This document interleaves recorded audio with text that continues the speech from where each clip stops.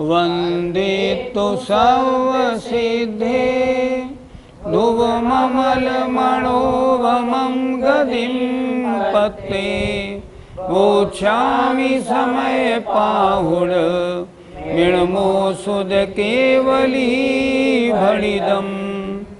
पंच परमेष्टि भगवान की जय।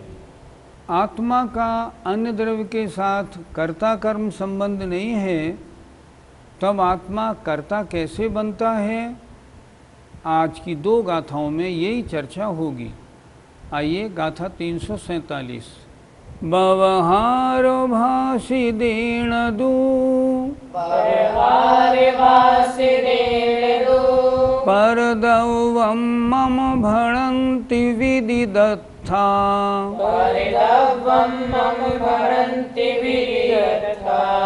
जानन्तिरिच्छयेण दू नय इह परमाणुमित्त मम किंची नय इह परमाणुमित्त मम किंची। बोलो। बवहार भाषि दीन दू परदवं मम भणन्ति विदिदत्था जानन्तिरिच्छयेण दू नय इह परमाणुमित्त मम किंची। अर्थ देखें। व्यवहार भाषिणे ददु, व्यवहारने की भाषा से। परद्रव्यम मम, परद्रव्य मेरा है। भणन्ति, ऐसा कहते हैं। विदिदत्था, विदित अत्था, अत्था माने पदार्थों के स्वरूप के ज्ञाता। जिनको पदार्थों के स्वरूप का परिचय है, ऐसे ज्ञानी भी व्यवहारने की भाषा से कहते हैं यह परद्रव्य मेरा है। जबकि जानन्ति, जानते हैं। निश्चयेन दु, निश्चय के द्वारा। नय, नहीं और। यह माने यहाँ। परमाणुमित्त, परमाणु मात्र भी। मम माने मेरा। किंची माने किंचित भी। वो जो विदिदत्था माने पदार्थों के स्वरूप के जानने वाले हैं, वे जानते हैं कि निश्चय के अनुसार इस लोक में परमाणु मात्र भी मेरा नहीं है। मेरा तो मात्र अपना आत्मा है, उसके अलावा एक परमाणु मेरा नहीं। फिर देखें। व्यवहार भाषिदेन दू, व्यवहारने की भाषा से। विदिदत्था, पदार्थों के स्वरूप के ज्ञाता। परदब्बम मम, परद्रव्य मेरा है। ऐसा भणन्ति, ऐसा कहते हैं। जबकि जानते हैं, जानन्ति निश्चयेन दु, निश्चय के द्वारा। नय इह, नहीं है और यहाँ। परमाणु मित्त, परमाणु मात्र भी। मम माने मेरा। किंच माने किंचित भी। वे पदार्थों के स्वरूप के ज्ञाता जानते हैं कि निश्चय के अनुसार मेरा परमाणु मात्र भी नहीं है। फिर भी व्यवहारने की भाषा से परद्रव्य मेरा है, ऐसा कहते हैं। जिन्होंने पदार्थ का स्वरूप जान लिया है, ऐसे लोग भी व्यवहार की भाषा के द्वारा यह पिच्छीकमंडलु आदि परद्रव्य मेरा है, ऐसा कहते हैं। परंतु निश्चय के द्वारा वे लोग ये जानते हैं कि इन बाह्य वस्तुओं में परमाणु मात्र भी कुछ मेरा नहीं है। गाथा 347 का पद्यानुवाद। मेरे खरे धन मका परिवार आदि, पी मोह मध्य बक्ता व्यवहारवादी। लेते विराम मुनि निश्चय का सहारा, गाते सदा न पर का अणु भी हमारा। क्या कह रहे हैं? अगर कोई बिना निश्चय का सहारा लिए और व्यवहार को बोलने वाला है और व्यवहार के अनुसार मेरा धन है, मेरे मकान है, मेरे परिवार हैं, ऐसा कहता है, तो आचार्य लिख रहे हैं उसने मोह रूपी शराब पी ली है। वो निज पर का भेद भूल गया है, इसलिए बक रहा है, अर्थात गलत बोल रहा है।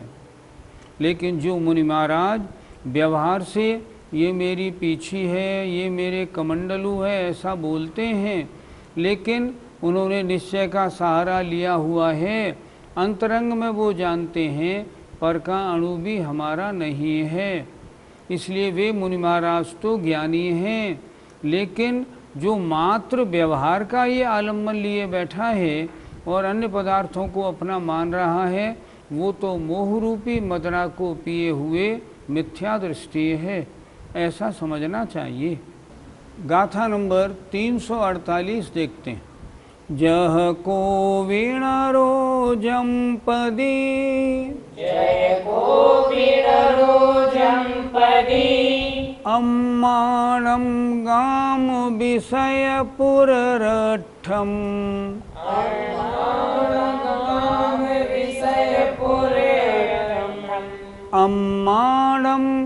अम्माणं गाम विषय पुररठम, अम्माणं गाम विषय पुररठम, अम्माणं गाम विषय पुररठम, अम्माणं गाम विषय पुररठम, नय होन्ति तानि तस्सदो, नयोन्ति तानि तस्सदो, भणदीय मोहेन सोऽप्पा, भणदीय मोहेन सोऽप्पा। बोलो।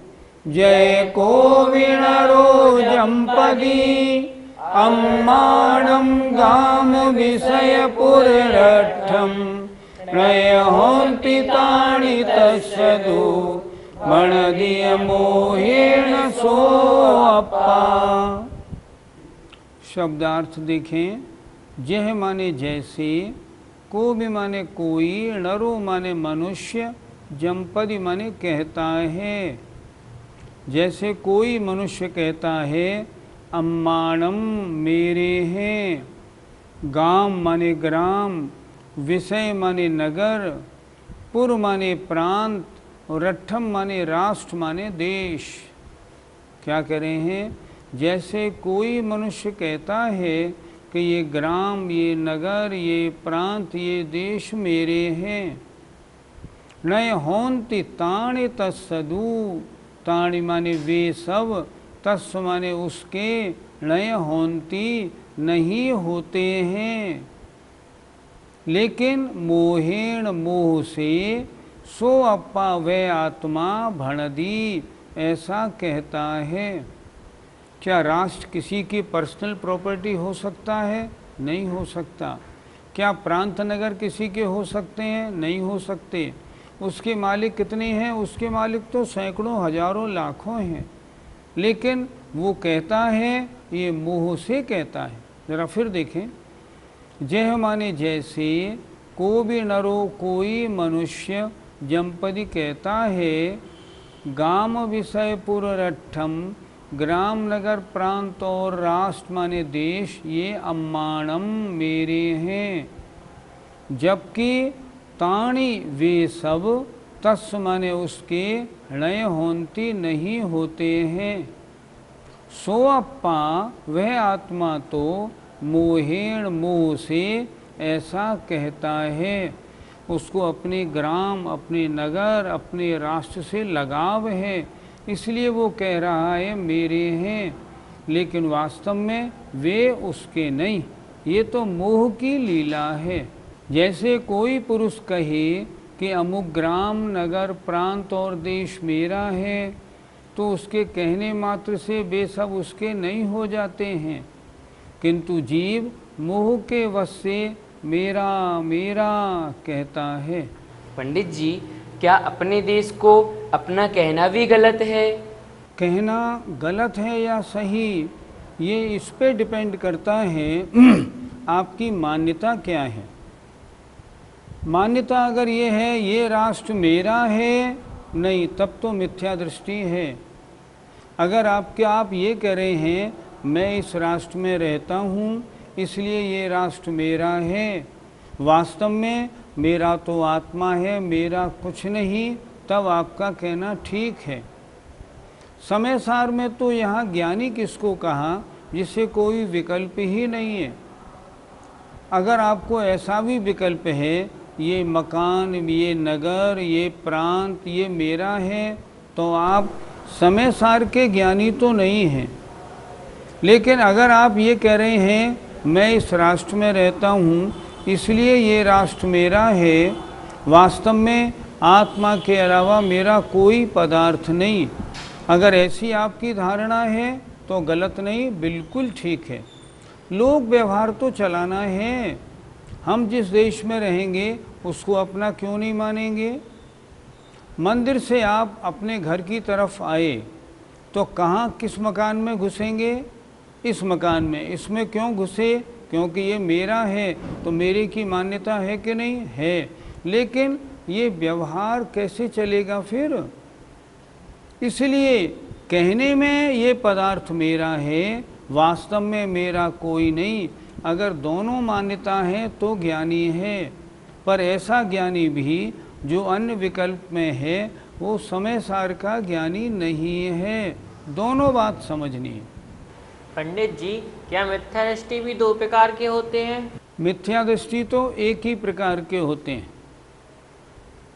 दर्शन मोहिनी के मिथ्यात्वनाद कर्म के उदय से जिन जीवों को सच्चे देव शास्त्र गुरु 7 तत्व 9 पदार्थ अपने निज पर का भेद विज्ञान नहीं हुआ है वे मिथ्या दृष्टि हैं वास्तव में तो। लेकिन अगर कोई यहाँ बात करें समय सार का मिथ्या दृष्टि कौन है, तो जो मुनिराज शुद्धोपयोग से हटकर शुभोपयोग में आए हैं, आचार्य कुंद महाराज कहते हैं ये मिथ्या दृष्टि हैं। ये वो मिथ्या दृष्टि नहीं, इनका गुणस्थान तो अभी भी 6ठा 7वां है, इनका सम्यक तो सुरक्षित है, लेकिन शुद्धोपयोग से हटे इसलिए समय सार की दृष्टि में ये अज्ञानी हैं, मिथ्या दृष्टि हैं। आचार्य ने कई गाथाओं में इस बात को स्पष्ट किया है, मिथ्या दिट्ठी हवदी, वो उसी समय मिथ्या दृष्टि हो जाता है। लेकिन वास्तव में मिथ्या दृष्टि वो जिसका गुणस्थान पहला। पंडित जी, जीव मिथ्या दृष्टि कब बनता है? सामान्य से चर्चा करें। जब कोई जीव सच्चे देव शास्त्र गुरु के अलावा अन्य देव शास्त्र गुरु को मानने लगता है, उनकी प्रशंसा उनका स्तवन करने लगता है, उसी समय वो मिथ्या दृष्टि हो जाता है। जिस जीव को भगवान के द्वारा कहे गए 7 तत्व 9 पदार्थों में रंच मात्र भी शंका हो जाती है तो वह मिथ्या दृष्टि हो जाता है। जो शरीर को अपना मानता है, ये शरीर मैं हूँ, जिस समय ऐसी मान्यता होती है भेद विज्ञान से दूर हो जाता है, पर पदार्थ को अपना मानने लगता है, मैं अन्य का कर्ता भोगता हूँ ऐसा मानने लगता है, वो उस समय मिथ्या दृष्टि हो जाता है। पर यहाँ समय सार के अनुसार जो कोई मुनि महाराज शुद्धोपयोग में हैं, निवृत्ति में हैं, अगर निवृत्ति से हटके प्रवृत्ति में आते हैं तो मिथ्या दृष्टि कहलाते हैं। पर ये मिथ्या दृष्टि समय सार ग्रंथ के हैं, वास्तव में मिथ्या दृष्टि नहीं। वास्तव के मिथ्या दृष्टि तो जो मैंने पहले बताए वो ही होते हैं जिनका गुणस्थान पहला होता है। दोनों बातों को अगर हम अच्छी तरह नहीं समझेंगे तो आचार्य कुंद महाराज के कहने का ढंग हमारे गले नहीं उतरेगा। हमको दोनों बात समझनी है। ये आचार्य कुंद के मिथ्या दृष्टि अज्ञानी हैं, लेकिन करणान योग के अनुसार नहीं हैं। और ये भी हमें समझना पड़ेगा, अगर हम लोक व्यवहार चलाना है तो हमको अन्य वस्तु को अपना कहना पड़ेगा। अगर मैं अपनी पत्नी को, अपने बच्चे को अपना नहीं मानूंगा ना, घर में झगड़ा हो जाएगा, नहीं रह पाऊंगा। लेकिन कहूँगा और कहते समय उनको अपना मान लूँगा, तब क्या होगा, मैं मिथ्या दृष्टि बन जाऊँगा। कहना तो वो पड़ेगा जो लोक व्यवहार की भाषा है, मानना क्या पड़ेगा, जो आगम की भाषा है। ये मेरे हैं, हाँ मेरे हैं, ये बच्चा मेरा है क्योंकि मुझसे पैदा हुआ है, पर वास्तव में मेरा कोई नहीं, मेरा तो सिर्फ चैतन्य आत्मा में अकेला हूँ। ये धारणा पक्की बनानी पड़ेगी। रग रग से ये आवाज़ आनी चाहिए कि रंच मात्र भी मेरा नहीं, मेरे मैं तो बस आत्मा मात्र ही हूँ। गाथा 348 का पद्यानुवाद देखें। कोई यहाँ पुरुष है कहते हमारे, ये देश खेत पुर गोपुर प्रांत प्यारे, ये वस्तुतः न उनके वन से कदापि, व्यामोह से जड़ प्रलाप करे तथापि। यहाँ भी कोई पुरुष हैं, वो कहते हैं कि ये देश नगर प्रांत हमारे हैं, हमको प्यारे हैं, पर ये वस्तु, ये सब नगर खेत गोपुर आदि उनके कभी नहीं होते। व्यामोह से, अज्ञान से वे ऐसा जड़ प्रलाप करते हैं।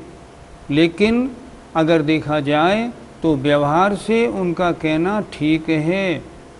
मैं कहाँ का हूँ, मैं फलां स्थान का हूँ, ये तो कहना ही पड़ता है। लेकिन आंतरिक धारणा बहुत स्पष्ट होनी चाहिए, मेरा कुछ नहीं, मेरा तो आत्मा मात्र ही है। जय जिनेंद्र।